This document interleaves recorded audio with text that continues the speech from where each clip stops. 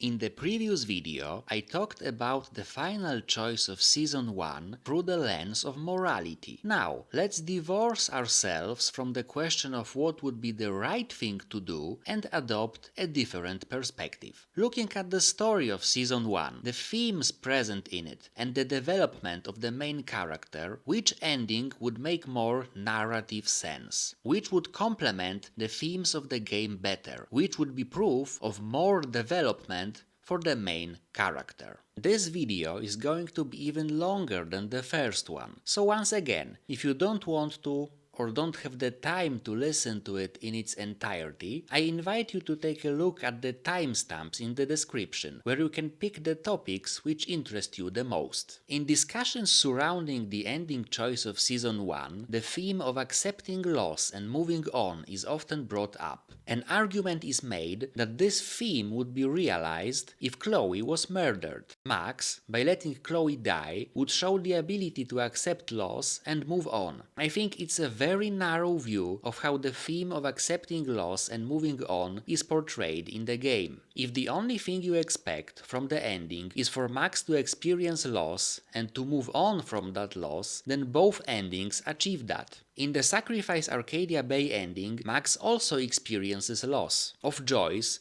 who was much more than just a friend's mother to her, of her schoolmates, of her childhood hometown. And she moves on from that loss, leaving town with Chloe, beginning the next chapter of her life. I'd argue that in the Sacrifice Arcadia Bay ending, Max exhibits the ability to accept loss and move on much more than in the other ending. In the previous video, I already said that the final choice is made not on Monday but on Friday. That fact was relevant for the purposes of moral analysis of the ending choice, and it is still relevant now, as we're discussing the themes of accepting loss and moving on. Even though in the nomenclature used by the game, the choice is between sacrificing Chloe and sacrificing Arcadia Bay, which would imply both options require some kind of action from Max, that is not the case. On Friday, Chloe is safe. Max has already saved her life. She has broken Chloe's cruel fate. So the option to sacrifice Arcadia Bay is in reality an option not to sacrifice Chloe. An option to abstain from saving the town because the only way to save it is to kill Chloe. If Max does nothing, then Chloe will continue to be alive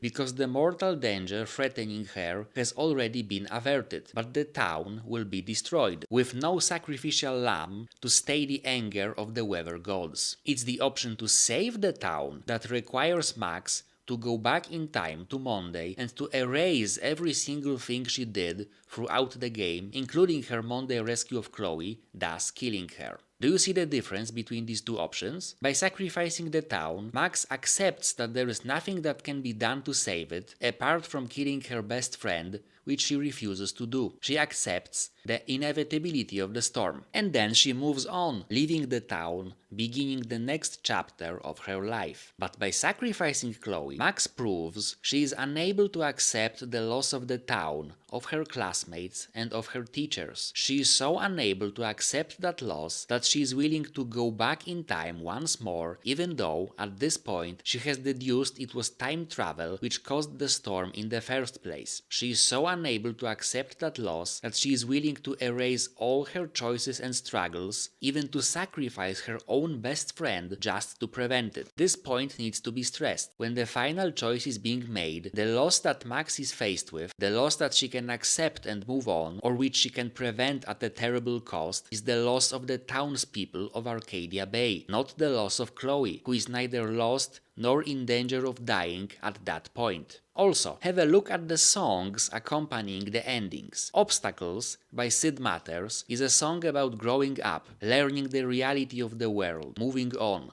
looking towards the future. It perfectly fits the theme of learning to move forward in time despite having experienced loss, of learning to accept the inevitability of some losses. Spanish Sahara by Fowls is a song about experiencing grief, but not about learning to accept loss or processing it in a healthy manner. On the contrary, it's a song about trying to push grief down, trying to forget one's loss, which is the most unhealthy way of dealing with it. Trying to forget is not acceptance. It's denial, the first stage of grief, not the last. So even the ending songs indicate that while in both Max experiences loss, she only learns to accept it and move on in the Sacrifice Arcadia Bay ending. I think that saying the only way for Max to exhibit capability to move on after loss is for her to watch helplessly as her best friend is being murdered is an incredibly narrow way of interpreting that theme. The theme of moving on should be interpreted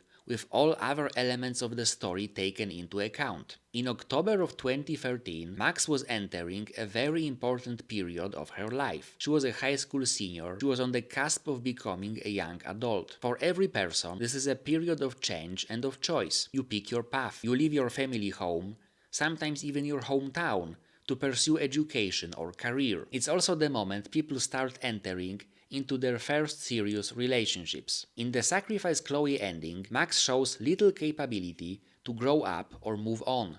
She clings to her hometown and her school. She clings to the place her childhood memories are associated with. She is incapable of taking her first steps as a young adult. In the Sacrifice Arcadia Bay ending, Max leaves her hometown, her school, and her childhood memories behind. She leaves the town to begin a new life somewhere else. She lives with the person who might become her first serious romantic partner. Now, which of those endings realizes the theme of moving on and growing up more? I think it's self-evident. One might say I'm wrong about the potential first serious romantic partner bit because Max only has the option of romancing Chloe, but it doesn't have to happen. That brings us again to a point I made in the previous video. Max is an unusual protagonist for a choice-based game because she has very strong emotions regardless of player choices. I'd say that Max has the option to act on her feelings towards Chloe, but those feelings remain no matter what the player chooses. Notice that the very last entry in Max's diary, made right before the final choice, is Max saying that Chloe is like family to her and wondering if the thing between her and Chloe is only friendship or is it love. The final entry in her diary is always Max wondering if she's friends or something more with Chloe, regardless of what the player chooses throughout the game. Even if Max doesn't kiss Chloe, even if the player sides against Chloe in all the major decisions, the last thoughts going through Max's mind just before she is presented with the final choice is her wondering if she and Chloe are friends or something more. And Chloe's interest in Max is obvious. I just don't think anybody is good enough for you. Besides me. I'll definitely be there tonight, Me too. I'll be Max's date. as long as you're there with me. Don't look so sad. I'm never leaving you. Is the way Max looks at Chloe after Chloe tells her they'll always be together the way one looks at their purely platonic friend? Or is it the way you look at someone you're crushing on hard? Max always makes eyes at her regardless of player choices. Of course, it's not set in stone that they would become a couple upon leaving Arcadia Bay together, but there most certainly is, no matter what you choose for Max, mutual interest between them and thus the possibility of them getting together, which is why I said someone who might become her first serious romantic partner. A common interpretation of the theme of loss in Season 1 is that Max was granted her power so that she could spend a few days with Chloe, who was going to die no matter what. Those few days allowed for Max and Chloe to gain some closure before Chloe's passing. I see two big problems with that interpretation. Firstly, I don't think that 5 short days of near constant hardship and mortal danger, spent largely trying to find the predator stalking Blackwell, can be a source of closure or a proper send-off for anyone. If someone considers 5 days like that to be so wonderful that they are ready to die after experiencing them, it means that person has had a dark, hopeless, hellish life so far, and they deserve much more. They deserve a chance at a better tomorrow, not to be sent in front of a firing squad with crumbs from someone's table as their last meal. Secondly, Chloe doesn't receive even that meager send-off before she is murdered. The Chloe standing on the cliff on Friday is erased from existence. She never existed. Those 5 days never happened. The Chloe murdered on Monday has no memory of the 5 days she never got to experience. That Chloe saw Max for the last time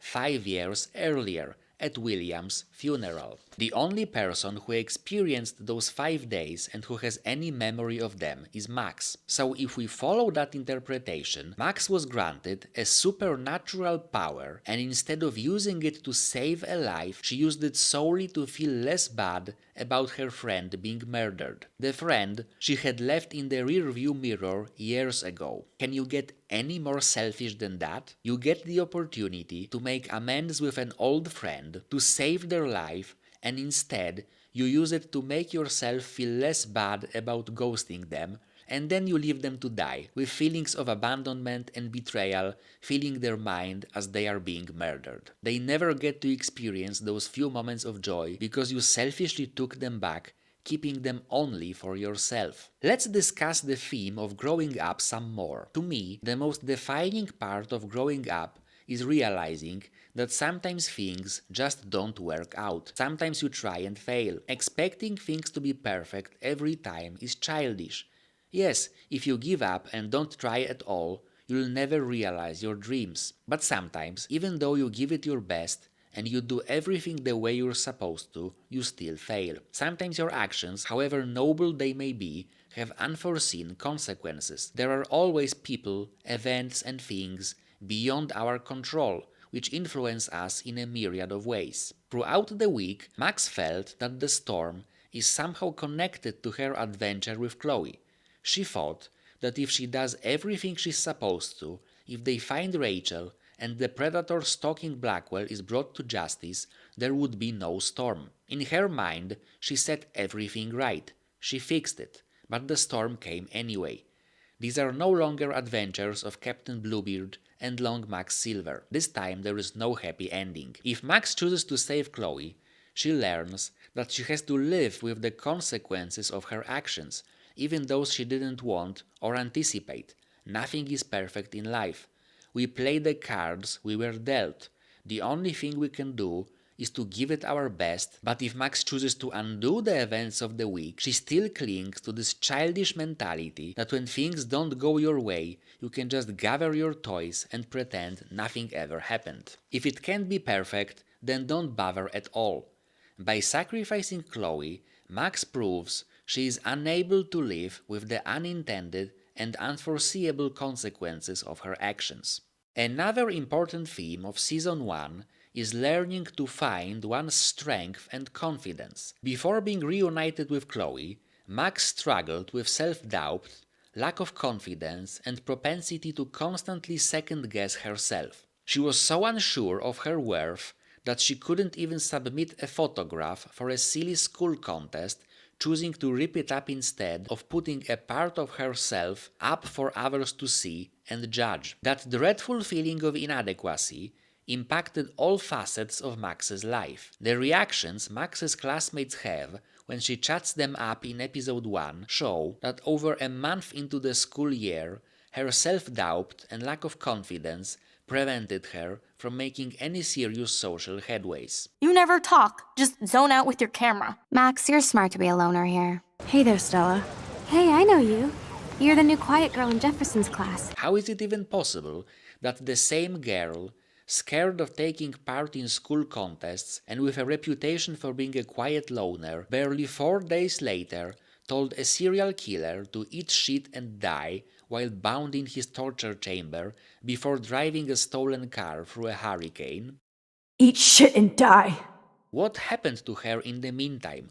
Or rather, who happened to her in the meantime? Throughout the week, on multiple occasions, Chloe gave Max exactly the sort of life advice she needed to hear. So it's time to start moving forward in time. Stop being so goddamn humble. You're like the smartest, most talented person I've ever known. Once you get over yourself, you're gonna make the world bow. I can't even submit my photo to represent. I just don't want to be rejected. Every great artist gets rejected before they get accepted. So you have to enter a photo. I'd rather be a good photographer. You are. You just have to stop being afraid. You're kind and caring. Nobody could have a better best friend. Nobody. You need to accept how awesome you are. Just stop beating yourself up, okay? You're Maxine Caulfield. And you're amazing. Chloe's advice was simple and straightforward, but that doesn't make it any less helpful, wise, or heartfelt, and the constant affirmation and praise must have been like manna from the heavens for someone struggling with feelings of inadequacy and self-doubt. And Max was perfectly aware it was Chloe who had this profoundly positive influence on her life, filling her with courage and confidence, giving her the strength to fight her self-doubt. As long as we're together, I don't feel afraid. As long as you're there with me. I always wanted my life to be special. An adventure. But not without you.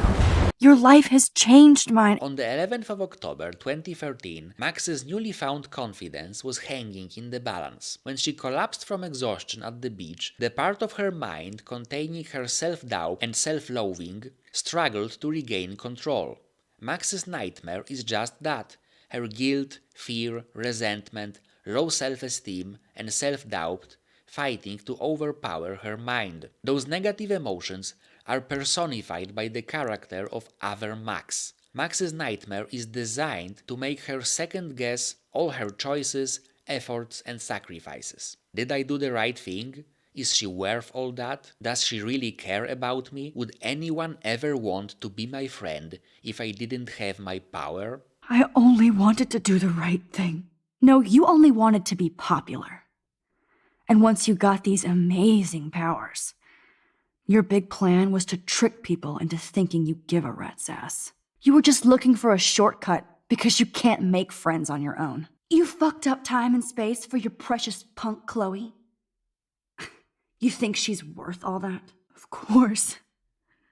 She's my best friend. This has to be my destiny to save her. Chloe trapped you with her drama. She's just using you, dude. It's called Stockholm Syndrome. Do you really think she has any feelings for us? Life is Strange Season 1 is the story of Max Caulfield, her quest to find her strength, confidence, and courage. She does find it all in her. The question is, will she hang on to it or will she throw it away? By tearing up the butterfly photograph, Max conquers her fears and doubts. She refuses to be ruled by guilt. She holds on to her newly found confidence. She accepts the consequences of her actions.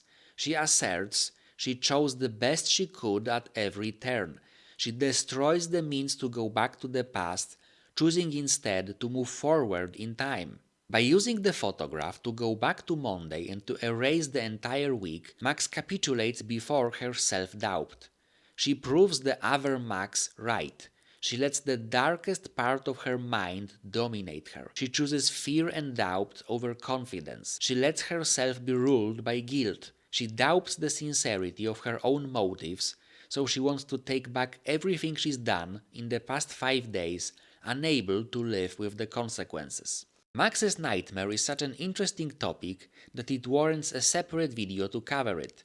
But for the purposes of what is discussed here, I'd like to point out one last thing about it. It proves that Max is aware that it was her friendship with Chloe and her desire to save Chloe's life which filled her with the strength and courage to move forward. When Max crosses the nightmare version of the junkyard, the only safe haven is a portion of Chloe's hideout. The code Max has to input to escape is Chloe's birthday, March the 11th. Max's nightmare stops when Chloe shows up in the warped version of the two whales. In contrast to the warped vision of the world in Max's nightmare, her memories of Chloe, which she goes through before waking up at the lighthouse, are pure, unedited, just the way they happened. There is no anger, resentment, and guilt when she goes through the memories of all the moments she shared with Chloe. Look at the way Max behaves in both endings. Look at the utmost confidence on her face in her gestures and in her voice when she refuses to sacrifice Chloe and destroys the photograph. Max! It's time! Not anymore. Contrast that with Max's stammered, "I don't want to do this," followed by crying, cowering in the corner, unable to look at the consequences of her actions even for a second should she choose to sacrifice Chloe. Chloe, I'm so sorry. I don't want to do this.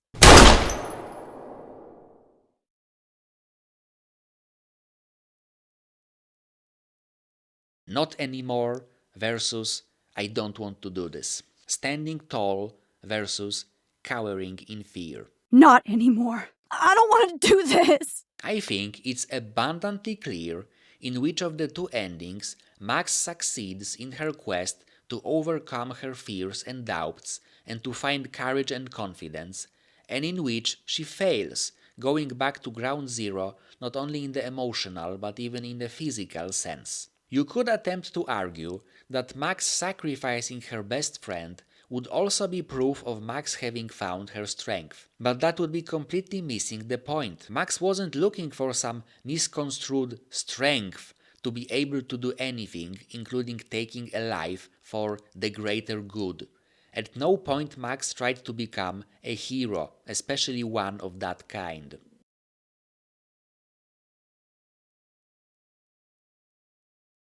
The hardest choices require the strongest wills. Max sought the strength to stop second-guessing every choice she made.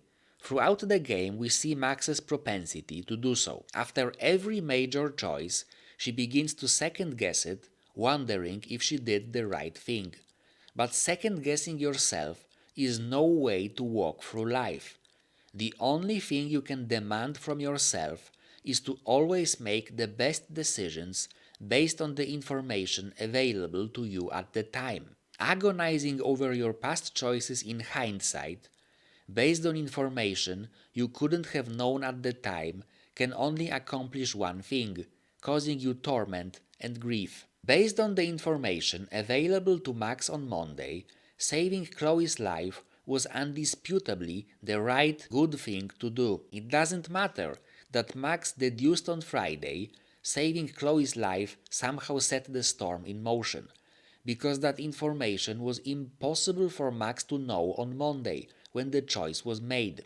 And you can't judge your actions or the actions of others based on information that was impossible to know when the action was undertaken. Max did the right thing by saving Chloe's life on Monday. It would be wrong to take back that good deed. Taking back something good is an act of evil. By tearing up the butterfly photograph, Max proves she learned to stop second-guessing herself, that she learned she can't keep tormenting herself over her past choices based on information that was unavailable to her at the time. By sacrificing Chloe, Max proves that she will never stop second-guessing her choices, not even for someone who is her number one priority, the only thing that matters to her. She will keep agonizing over every choice she makes. She will remain the quiet, zoned-out loner, afraid of taking part in a silly school competition. It will prevent her from ever achieving anything. Keep in mind, in the Sacrifice Chloe ending, Max has zero input in the apprehension of Jefferson and Nathan. Her investigation is rendered pointless. Nathan is arrested on the scene of Chloe's murder and immediately squeals on Jefferson to get a better deal. They are both arrested on Monday. Max only regains her memories of the erased week on Friday, standing over Chloe's coffin, 4 days after Jefferson and Nathan's arrest and the discovery of the dark room by the police. Kate's life is saved because after the discovery of the dark room, she is identified as one of the victims and provided with help. In the Sacrifice Chloe ending, Max's role is reduced to sitting idly by while her friend is murdered. And that's it. She does nothing else. She helps no one and she solves nothing. She has no role to play. she goes back to square one, being so crippled with self-doubt that she has no ability to affect the world around her. She remains so afraid of the consequences of her actions that it prevents her from accomplishing anything. In the Sacrifice Chloe ending, the only thing resulting from the entire ordeal Max went through are her memories of the 5 days she spent with Chloe. The memories that nobody else, not even Chloe, lying in a pool of her own blood with a bullet in her heart, remembers. The fact that in the Sacrifice Chloe ending, the only thing Max gains are a few memories she cannot even share with anyone because she would be institutionalized if she did, shows that in that ending, Max remains inwardly focused, closed off from the world. She remains unable to break out of her shell and interact with the real world, choosing to remain in the world of memories and fantasies.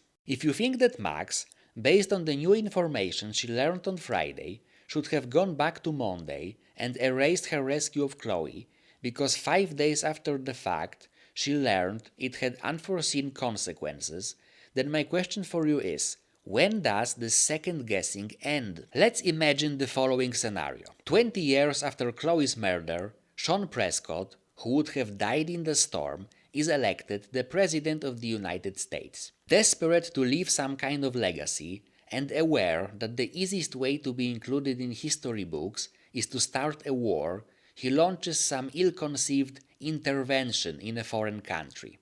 Thousands die. The death toll exceeds that of the storm. There is already precedent for wealthy real estate developers entering the world of politics with great success. Sean Prescott is an oligarch with strong political connections. He is extremely ambitious and obsessed with securing the prestige of the Prescott name to the point he refused to treat his obviously disturbed son because he felt it would have tarnished his family name. Exposing the dark room would have done nothing to bring down Sean because he was not involved with it in any way. And Season 2 established that Nathan, even though he murdered Chloe and Rachel and was an accomplice to Jefferson's countless crimes, would have been released from prison after brief 3 years due to his father's connections. And it's not like having a fail son prevented anyone from winning presidential elections. So the scenario I just described is at the very least possible. In that scenario, do you think Max should go back to the past once more, this time to erase her sacrifice of Chloe? Because years later she learned it had unforeseen consequences and people died as a result? The line of reasoning is exactly the same. Sometime after her choice, she learned that it had destructive consequences which were impossible to predict at the time.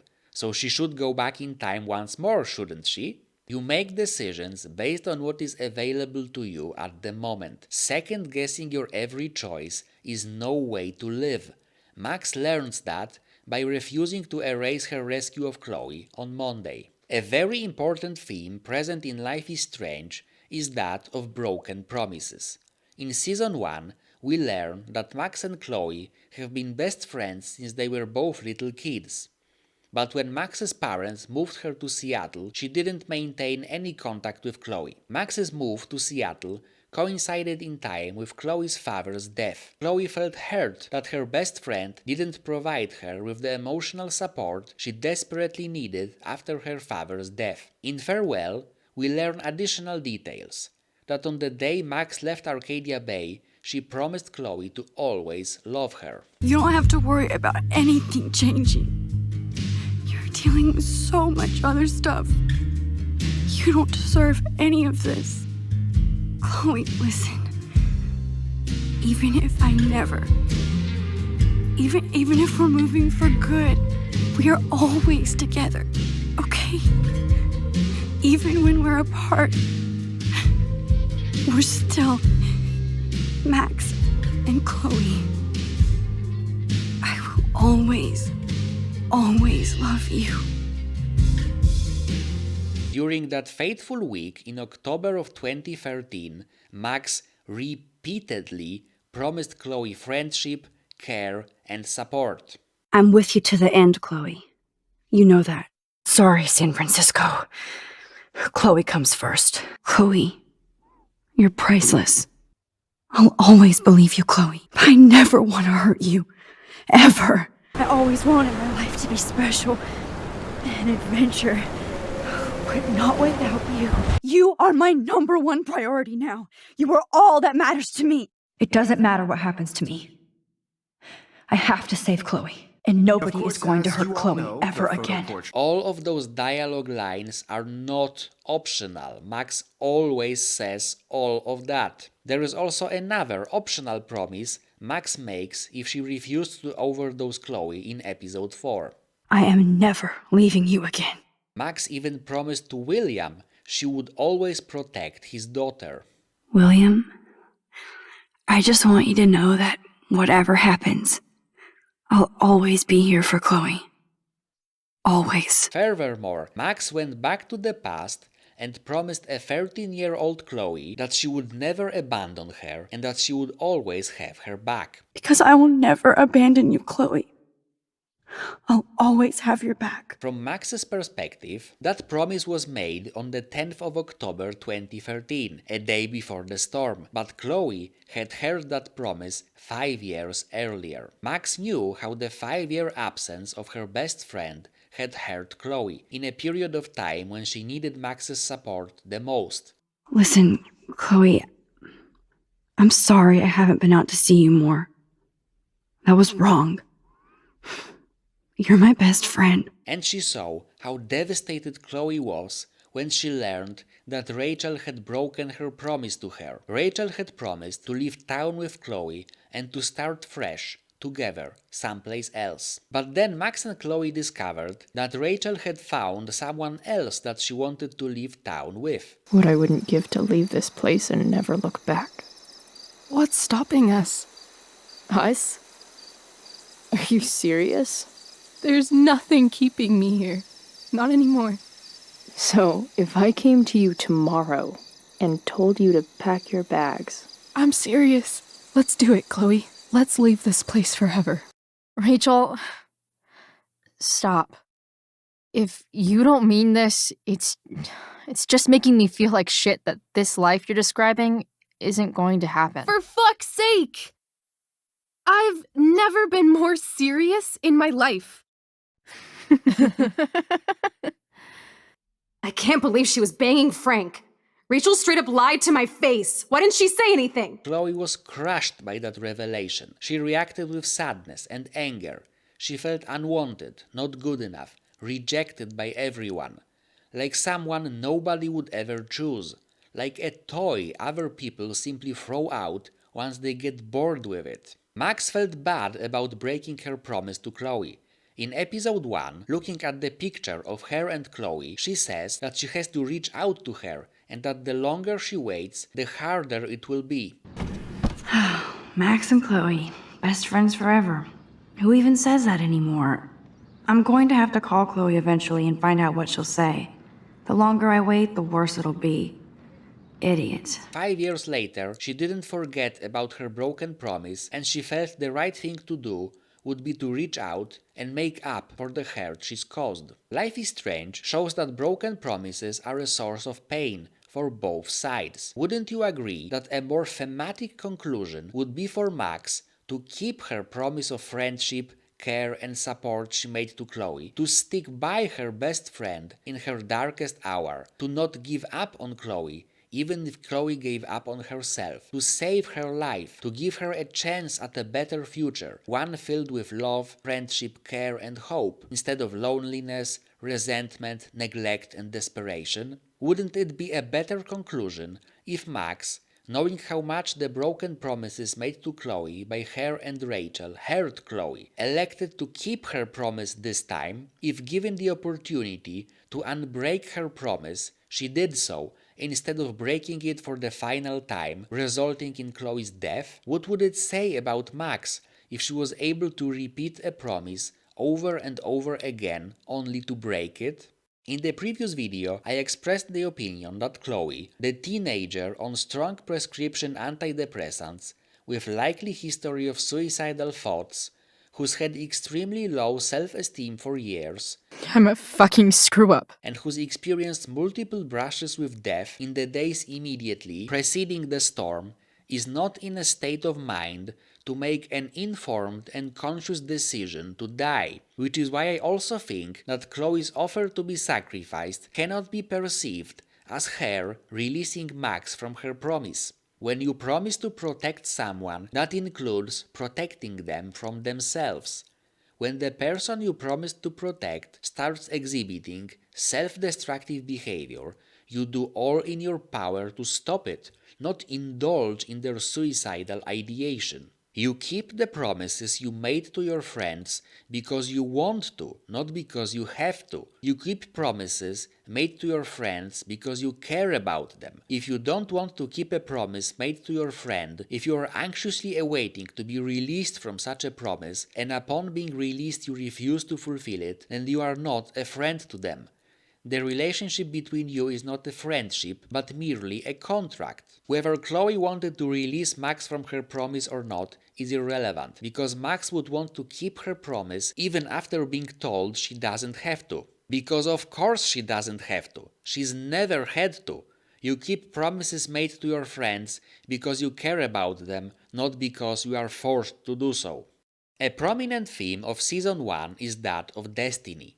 Destiny can be interpreted in a number of ways. A deterministic interpretation would be that there is some preordained order of things that the world will always gravitate towards, that there are certain events that will always happen and it is impossible to prevent or change them. A contrary, indeterministic interpretation would be that human beings, thanks to their free will, are able to influence the world around them and to change the order of things. So there are no preordained sequences of events, and destiny is a product of choice. The two interpretations I described find themselves on opposite ends of the spectrum, and of course it is possible to hold a more nuanced opinion which allows for some degree of coexistence between determinism and free will. The way destiny is portrayed in Life is Strange Season 1 is much closer to the indeterministic end of the spectrum. Max's power to rewind time is an anathema to determinism. Max is able to shape not only the present and the future, but even the past. Using her free will, she is able to change the order of things, not bound by the deterministic influence of past events. Max herself is fully aware of this, at one point openly questioning if she's bound by destiny at all. How can I have a destiny? Destiny, especially if we adopt a deterministic view of it, is a tricky thing. How do you discern what is destined to be and what isn't? There are countless possible futures, but only one ever comes to be. In the context of Season 1's ending, there is a possible future where Chloe is murdered, but the town is spared. And there is a possible future where Chloe is saved, but the town is destroyed. Why is one of those possibilities more destined to be than the other? It was also possible for both Chloe and the town to be fine. Had Jefferson and Nathan not been violent criminals, Max wouldn't have been presented with the awful choice at all. Why is the operation of the Dark Room and all the associated death and suffering, Chloe's murder in particular, a part of destiny, but Max saving Chloe from death isn't, because Nathan's murder of Chloe already happened before Max erased it? If something becomes a part of destiny merely because it happened, then Max's rescue of Chloe on Monday became a part of destiny by Friday. It's sacrificing Chloe that requires going back in time and changing something that already happened. Talk about playing with destiny. In the Sacrifice Chloe ending, Max obediently submits to deterministically interpreted destiny. A destiny she doesn't want, but she loses faith in her ability to influence it. She renounces her agency in creating her own destiny, instead choosing to submit to a fate thrusted upon her by some outside force. In the Sacrifice Arcadia Bay ending, Max defies cruel destiny. She refuses to accept a fate thrusted upon her against her will. She holds on to her belief that destiny doesn't bind her, that she has the ability to plot the course of her life through her free will instead of being at the mercy of currents and winds outside of her control. Given that the entire plot of the game is driven by Max's ability to change fate, that she openly muses if she has a destiny at all, that one of the major themes of the game is finding one's confidence to act, that one of the core mechanics of the game is to make choices, I think that the ending in which Max defies fate is much more fitting than the one in which she submits to it without a fight, rendering her journey moot.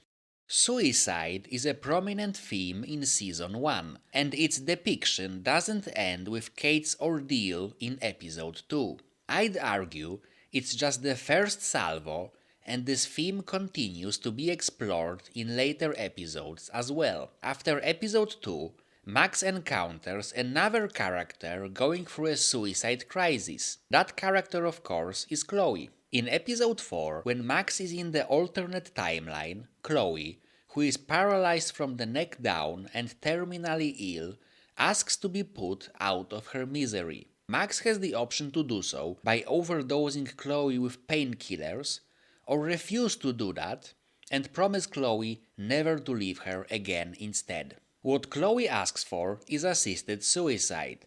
She doesn't want to live anymore, but since she is unable to take her own life, she asks Max to perform the deed. But that's not the last time Max has to deal with someone experiencing a suicide crisis, because Chloe experiences such a crisis twice. What Chloe asks for in Episode 5 at the cliff is once again assisted suicide.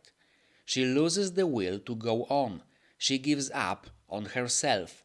But once again, she is unable to take her own life. In Episode 4, she couldn't take the deadly dose of painkillers on her own because of her paralysis. And in Episode 5, killing her would require using a magical photograph as the murder weapon, which only Max is able to do. So Chloe is once again reduced to begging Max to kill her, as she is unable to do it herself. Look at the incredible similarities between the two scenes I mentioned. Both Max's and Chloe's dialogue is eerily similar in both instances. Some phrases are repeated almost verbatim. First, Chloe makes the shocking ask. Then, Max reacts with disbelief and says she would never be able to do such a thing. But then Chloe keeps arguing in favor of her own death.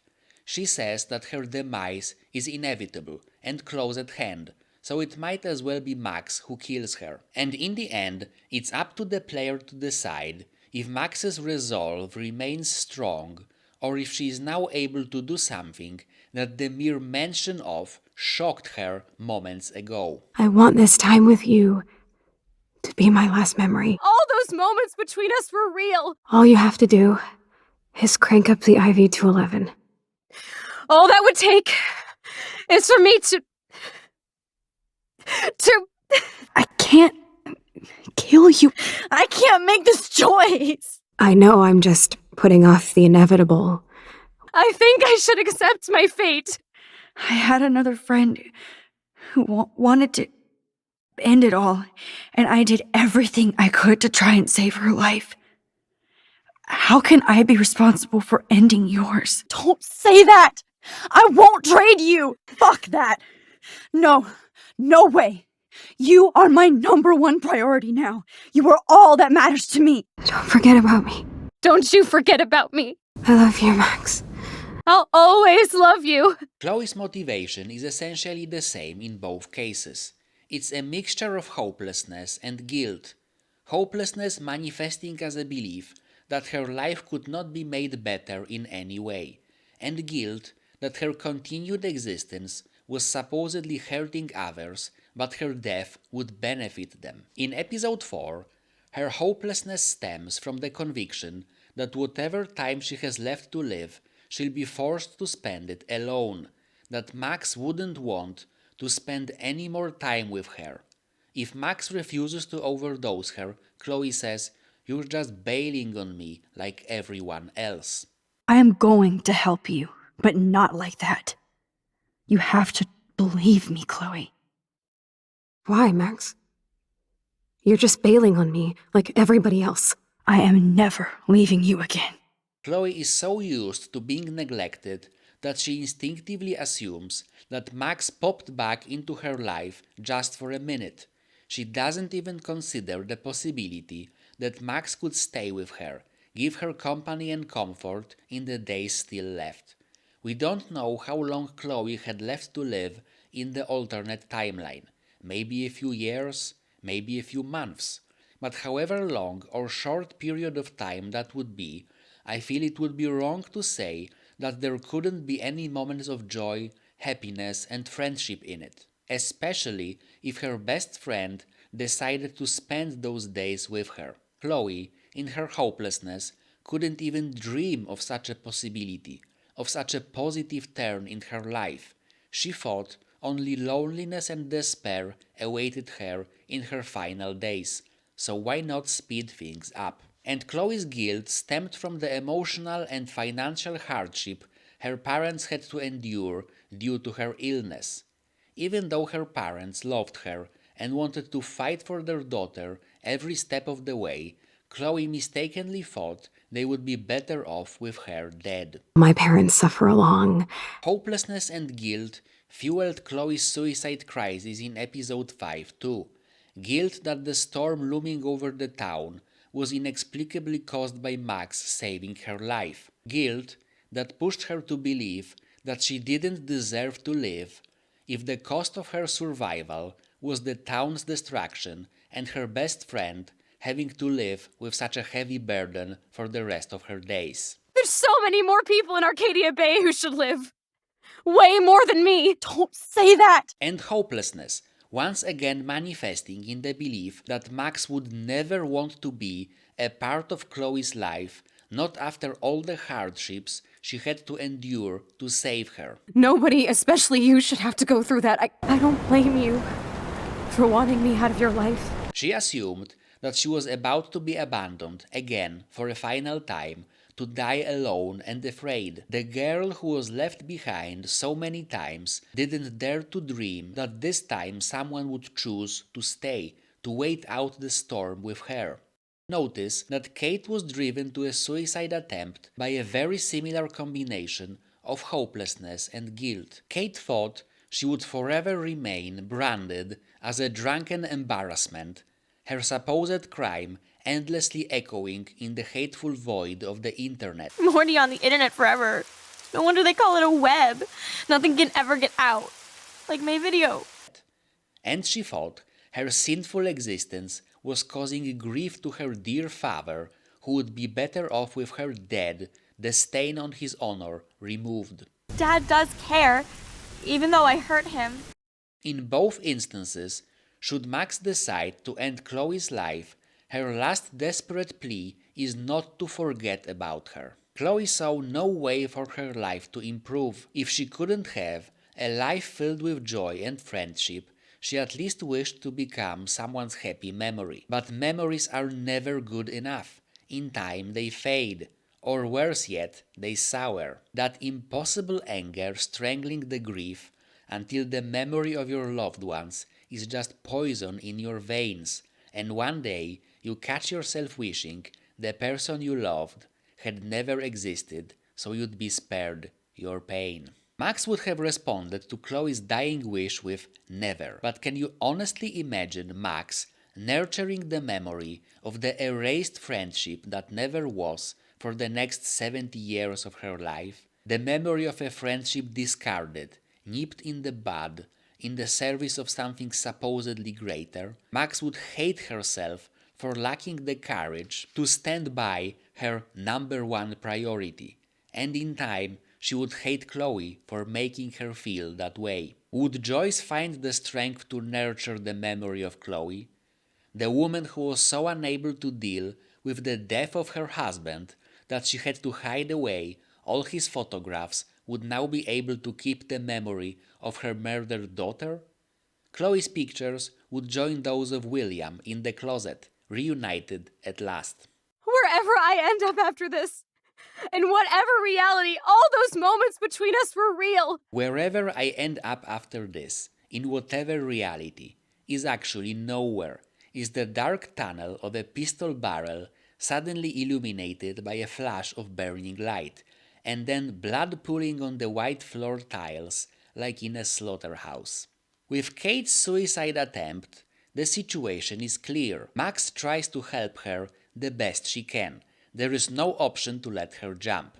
Whether Max succeeds or fails in talking Kate down from the roof is a separate matter, but she always does her best to save Kate's life. Because that's what should be done when encountering a person experiencing a suicide crisis. Because Kate's hopelessness and guilt were not valid reasons for her to kill herself. Because her life could have been improved and she had no reason to feel guilty. With Chloe's request in the alternate timeline, it's not as clear-cut. I believe her life could have been improved if Max decided to accompany Chloe in her last days, and Chloe had no reason to feel guilty because it was William's and Joyce's decision if they wanted to share the burden that was so unfairly thrusted upon their daughter, and they decided to share it. Ultimately, the decision to honor Chloe's request or to refuse to do so largely rests on the way the player sees her condition. We are not given any specifics,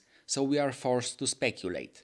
The way I saw it, while Chloe's condition in the alternate timeline was terminal, she most likely had a few years left to live, a few months at the very least. Her condition caused her a lot of physical discomfort with recurring migraines, but she didn't seem to be in constant pain that needed to be stopped. Playing episode 4, I couldn't escape the feeling that Chloe's pain was more emotional than physical in nature. How happy she was to have spent one day with her best friend. Wasn't her feeling of hopelessness, which made her wish for death, a product of being abandoned, at least in part? Wouldn't she be more willing to stay for whatever time she had left if she had someone to share that time with? But I acknowledge that we could also speculate about Chloe's condition in the alternate timeline in a much less optimistic manner.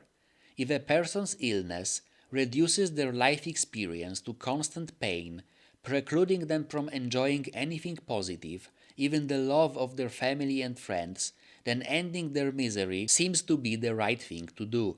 If we assume that was the case with Chloe in the alternate timeline, then a convincing argument might be made in favor of honoring her request. But that ambiguity is absent when Chloe presents Max with the choice to kill her on Friday at the cliff. Chloe's life is no longer in danger. She is safe. And if her best friend chooses to stay in her life, it could change for the better. She could gain a second chance at life. And Season 2 established that this is exactly what happens if you choose to save Chloe's life. I find it incredibly difficult to perceive Chloe's self-flagellating "I don't deserve to live" speech in episode 5 as anything other than suicidal ideation. I think her offer to be sacrificed was mostly a result of her depression and feelings of low self-esteem and hopelessness. Once she saw that her death could prevent the storm and save Max from her guilt, it pushed her over the edge. It would be deeply wrong for Max to take Chloe up on her offer. It would be no different than letting Kate jump just because she wanted to when she was on the roof. In Season 1, Chloe is depressed, and I mean in the medical sense. Max can find prescription antidepressants in Chloe's bathroom. Sweet innocent Max, not knowing what fluoxetine is, comments the find with, "Chloe is taking medicine? I hope she's okay," as if those were vitamins, but it's actually a potent antidepressant. Chloe most likely had suicidal thoughts prior to meeting Rachel. I don't know how else you can explain her standing in front of speeding trains. And she said Rachel had saved her, which implies she would have done something very bad hadn't it been for her friendship with Rachel. The thoughts came back after Rachel's disappearance. In Chloe's hideout at the junkyard, Max can find a scribbled note which says, "I want to die." Max wonders aloud who wrote this, but at that point Chloe has been the only one using the hideout for months. And the handwriting matches the graffiti on the walls of Chloe's room and in her truck, as well as her "Chloe was here" signature in the junkyard. Chloe tragically lost her father. Her mother moved on way too quickly, hiding her late husband's photographs and refusing to acknowledge Chloe's grief. Her only friend left and cut contact. She was bullied at school for being a scholarship kid from a poor family. What do you mean she wouldn't leave you alone? She was making fun of my clothes and calling me a scholarship kid. Rachel promised her a life together, but then decided to skip town with someone else. Her stepfather made her feel worthless. For your own good, you should stay away from Chloe. She's a loser and she'll only drag you down. Can you even imagine hearing from your own parent that you're a loser and that others should stay away from you because you would only drag them down? Frank hooked her up on drugs when she was 16, if not younger. When she couldn't pay her debt, he exploited her as an accomplice to his crimes and then started threatening to cut her. You want me to cut you, bitch? Holy shitballs. Frank is scary. I should have let Chloe take that money. Nathan slipped her date rape drugs and attempted to assault her, which she barely avoided. And then, in the span of 4 days, she was almost killed multiple times and she found Rachel's decayed corpse. I don't think it's far-fetched to argue that when a teenager who experienced all that says they want to be sacrificed, they should be provided with immediate care because they are most likely in the midst of a suicide crisis. Someone who went through all that cannot make a fully informed, conscious decision to be sacrificed. If Max fought tooth and nail to save Kate, who was driven to suicide by all the bad things that happened to her, wouldn't she do the same for Chloe? There is no context in which letting a depressed teenager kill themselves is not an act of disgusting evil. This is something a comic book villain wouldn't do, because that would be going too far. Shouldn't a game with such a strong theme of hopelessness and desperation leading to suicide end with the main character preventing suicide, not assisting in one? And given the theme of finding one's confidence and learning to move on, wouldn't it be much more fitting if the game ended with the main character restoring hope for a better tomorrow to someone who lost it, showing them that the past has no power over them, instead of crushing the last remains of their hope and pushing them back into the quagmire of the past to their death? A very important theme of Season 1, present in the Dark Room plot, is the theme of sexual violence and of women being objectified, turned into inanimate objects by cruel men. This is what Jefferson and Nathan did to their victims. Quite literally, deprived them of all agency and posed their bodies for their own pleasure. Chloe was also a victim of the Dark Room. Nathan lured her into his dorm, slipped her date rape drugs, and attempted to assault her. She barely escaped before he began his photo session of her, which likely would have ended the same way as it did for Rachel, with Nathan overdosing his model. By the way, this shows that the remorse expressed by Nathan over Rachel's death and his complicity in Jefferson's crimes in his voicemail to Max was completely phony, because after he had already murdered Rachel with an overdose, he attempted to perform a photo session on Chloe, clearly not minding the possibility of overdosing yet another girl. But why would he mind it? This time it wouldn't be a friend of his, just some whore. We're that whore in the bathroom! He dosed my drink with some shit. I know I passed out on the floor. I woke up and that perv was smiling, crawling towards me with a camera. When you first heard Chloe recount her encounter with Nathan, how he invited her to his dorm room and roofied her, how he stood over her with a camera when she regained consciousness What was your reaction? What did you assume Nathan wanted to do to Chloe? I swear to God I had one sip of red wine. I remember getting sick and dizzy. Then Nathan Prescott said he would take me to the hospital. All I recall is driving for a long time. Then I woke up in a room. I don't know what happened. I woke up outside my dorm room the next day. I felt gross. When you first heard Kate recount her encounter with Nathan, how she immediately felt drowsy after tasting her drink, how Nathan removed her from the party under the pretext of helping her, but instead he took her to some secluded place where he did something to her, what was your reaction? At that point, was there any reasonable explanation for Nathan's behavior apart from him being a date rapist? Spiking a girl's drink, removing her from the party to a secluded place, taking pictures to keep as souvenirs, and to blackmail the victim into silence.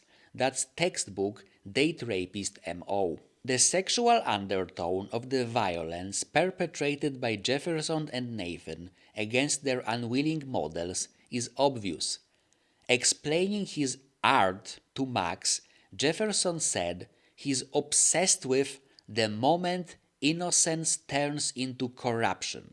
He also said that all his models have the same doe-eyed look once they realize what is about to happen to them. I'm obsessed with the idea of capturing that moment innocence evolves into corruption. You all have the same doe-eyed look when you wake up here, replaced by fear as you realize what's about to happen. But Jefferson's usual MO didn't involve him murdering his victims.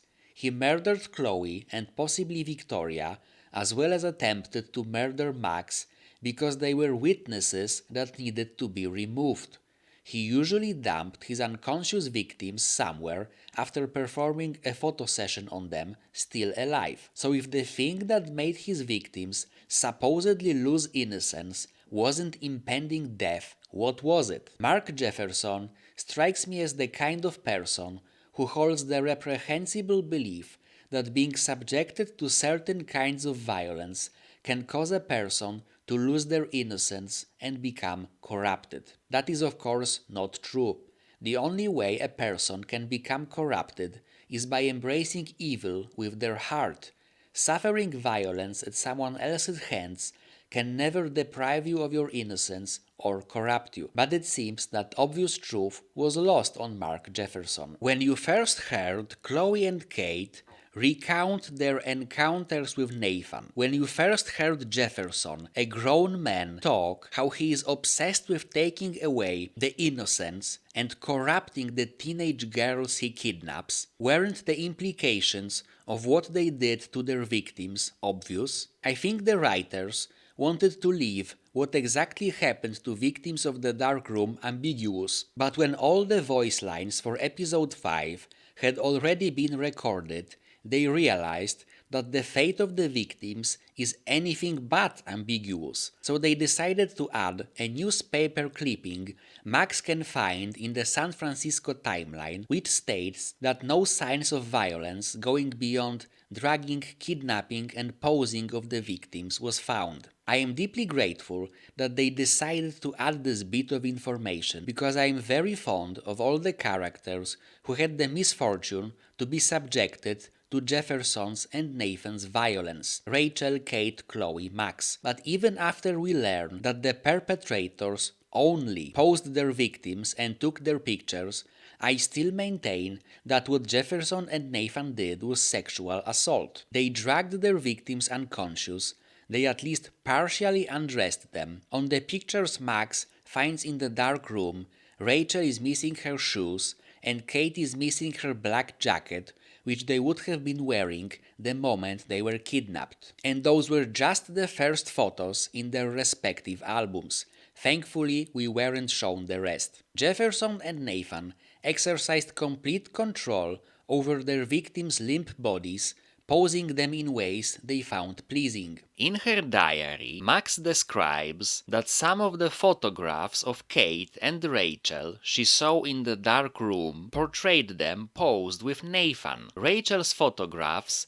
depicted her all over Nathan. This goes to show that the photo sessions done by Jefferson and Nathan involved a lot more physical contact than simply needed to pose the unconscious models, and that Nathan got particularly handsy with his victims, both during photo sessions he performed with Jefferson and during those he performed alone. And why did they only target pretty teenage girls? If Jefferson and Nathan wanted to capture the moment innocence turns into corruption, why not target young boys as well? Why go through all the trouble of kidnapping students from an expensive private school that would be searched for if they went missing? Why not target people that nobody would come looking for, like the homeless or trackers on long hauls? Because they lasted for a very specific type of innocence and a very specific type of corruption. Finally,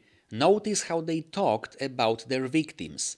Nathan kept calling Chloe a whore. When Max lamented Chloe's murder, Jefferson responded by saying she had to be silenced because she knew too much, but he wasn't interested in Chloe as a model because he'd already had his fill of faux punk sluts like that in his Seattle days. And don't get me started on your late partner. I had enough of those faux punk sluts in my Seattle days. This is such a bizarre answer. Jefferson, when accused of murdering Chloe, felt the need to clarify that he was not interested in her because he'd already had numerous flings with girls similar to her in the past. Why say that if his lack of interest in Chloe stemmed from the fact that he'd had relations with similar girls in the past? Then that clearly implies that the interest in his models was at least partially sexual in nature, even if he only satiated his desire by taking photographs. Talking about his art, Jefferson felt the need to bring up his taste in girls, explaining that he'd had enough of sluts and he was now after pure girls from good homes that he could corrupt to his evil heart's desire. Later, Jefferson said that Rachel and Chloe were fucking in heaven. Chloe and Rachel. You killed both of them. They're fucking together in heaven right now. Is that what you want to hear? This is a grown man talking about high school kids using language like that. Sluts, fucking. All that proves that Jefferson's and Nathan's disgusting crimes had a sexual dimension to them. Look at it from Chloe's perspective. Nathan lured her into a secluded location and slipped her date rape drugs. She barely escaped whatever he wanted to do to her. If this happened to you or someone you cared about, what would you assume? The only reasonable assumption would be that it was an attempted date rape. And the reality of Nathan's photo sessions, seeing how they sometimes ended with the model suffering a deadly overdose, while different, was no better than that. Chloe knew she would never get justice by going to the cops. Her word against the word of the local oligarch's son, the Arcadia Bay Police Department was so notoriously corrupt that its members would openly admit to taking bribes from the Prescotts to teenage girls they just met for the first time. I heard a rumor you were working for the Prescott family on the side. Look, sometimes I check up on the Prescott family to make sure they're doing all right. Nathan included. Chloe figured that the only way for her to get any semblance of justice was to confront the boy who had attempted to assault her and demand compensation. Now riddle me this. Which ending concludes the theme of sexual violence and objectification of women in a better way? The victim being murdered by her would-be assaulter upon confronting him, or the victim getting away alive? Murder is the ultimate form of objectification. It turns you into an inanimate object forever. Should the story of the dark room end with it claiming one more victim, objectified irreversibly? Or with the victim reclaiming her agency, breaking free from the objectification and remaining animated? Finally, let's consider what is the overall message of the game depending on which ending you choose. If the game ends with Max erasing everything she's done throughout the week, then the message of the game is one of pessimism, inaction, and resignation. That nothing can be done to change one's evil fate, and the only thing to do is to obediently submit to it. That people are powerless to change their destiny. That it is better to sit idly by and watch injustice happen, because by trying to change things for the better, you might change them for the worse. That some people will never discover their courage and confidence or overcome their self-doubt, not even for someone they consider to be their number one priority. That sometimes it is too late to fix broken relationships or unbreak broken promises. That some people who are hurting cannot be made whole again, and instead of helping them, you should leave them behind. If Max chooses to accept the consequences of her actions and move forward in time, then the message of the game is one of optimism, assertiveness, and agency, that you shape your destiny through your choices and actions instead of being shaped by it, that you can change the world even if only for one person, that it is within your power to stop injustice perpetrated by others, that it is never too late to fix broken relationships and fulfill promises, that people, no matter how hurt or lost, may be healed and made whole again as long as you keep faith and don't give up on them, that you set your own priorities and you choose your own destiny.